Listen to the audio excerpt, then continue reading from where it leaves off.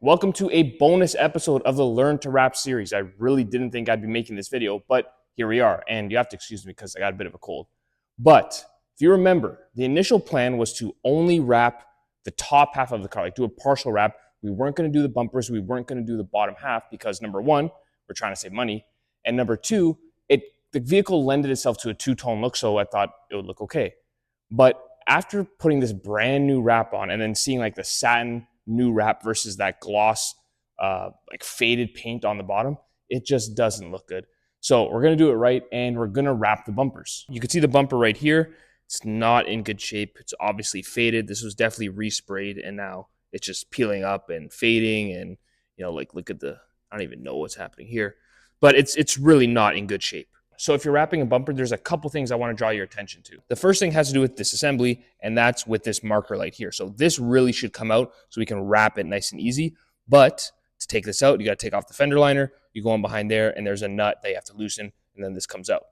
Problem is, it's an old car, like everything else on this vehicle, and that nut is rusted. So it has to stay, and we have to wrap around it. Now, as I said in a prior video in this series, it's always easier to remove something than to try to wrap around it. So if there's anything on your bumper that you think you can remove, marker lights, vents, plastic trim, anything like that, remove it. I'm telling you, it'll make the job so much easier. The second thing to be aware of are recessed areas like this. Now, in previous videos I made with the 300ZX and the Porsche, they both had a recessed area.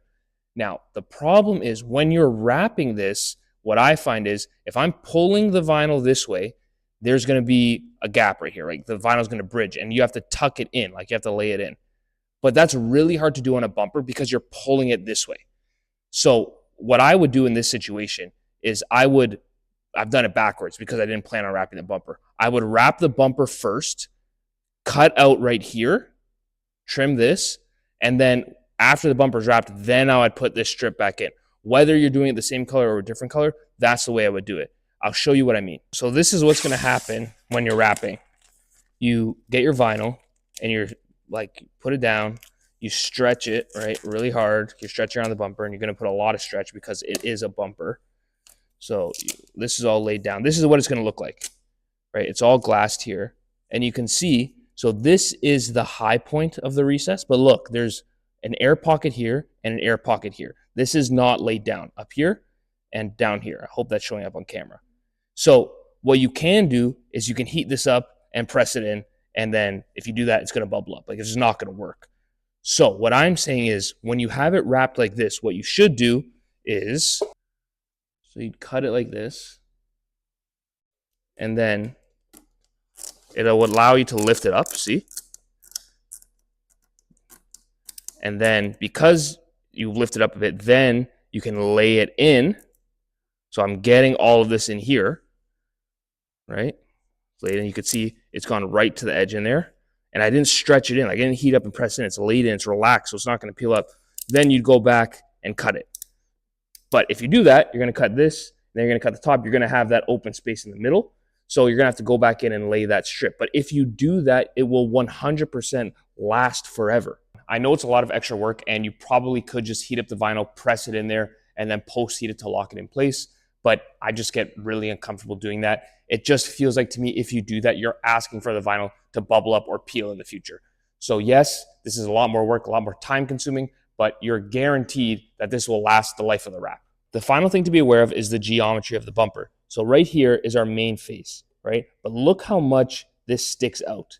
It doesn't look like a lot, but if we're wrapping here, the vinyl, when we're coming around this corner, is really gonna bunch up here because we gotta wrap it all the way to the light. So if your bumper looks like this, it's not just straight up and down, there's a big horizontal piece, I guess you could call it. You really have to stretch and pull the vinyl. This way, make sure the wrinkles are running horizontal so that you can wrap up there.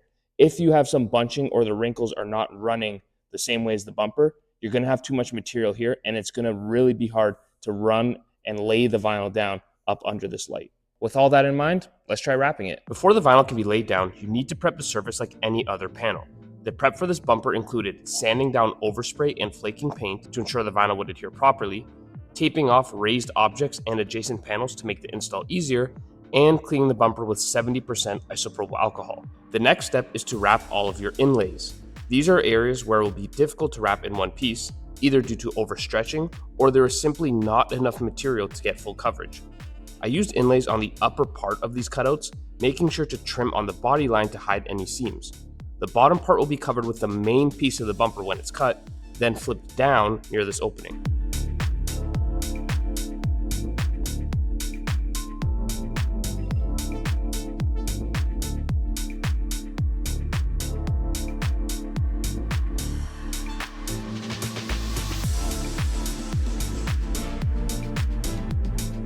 One last wipe down, making sure to get all the edges, and we can finally move on to the main piece for the bumper.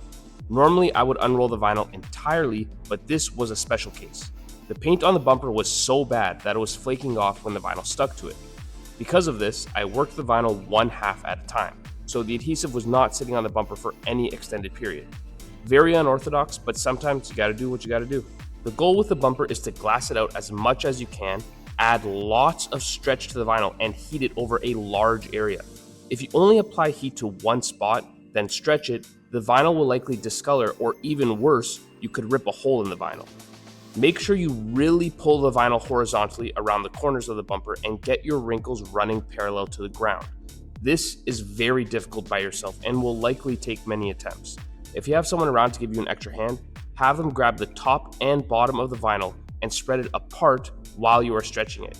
You'll be amazed how much easier it is to wrap. Once the main portion is laid down, simply lift the vinyl near the top and bottom of the bumper, apply a bit of heat to relax the vinyl, and the wrinkles should come out very easily.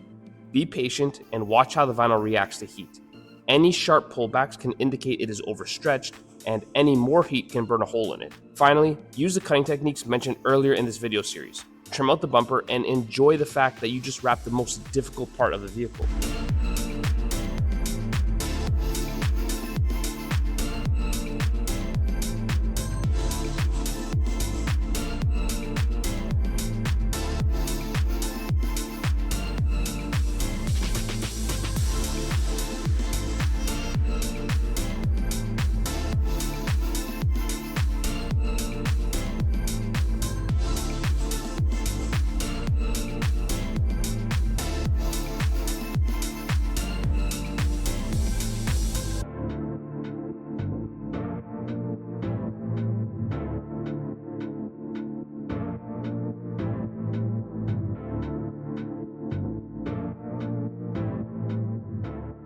This is the finished product when it's all cut out, and it looks so much better than before.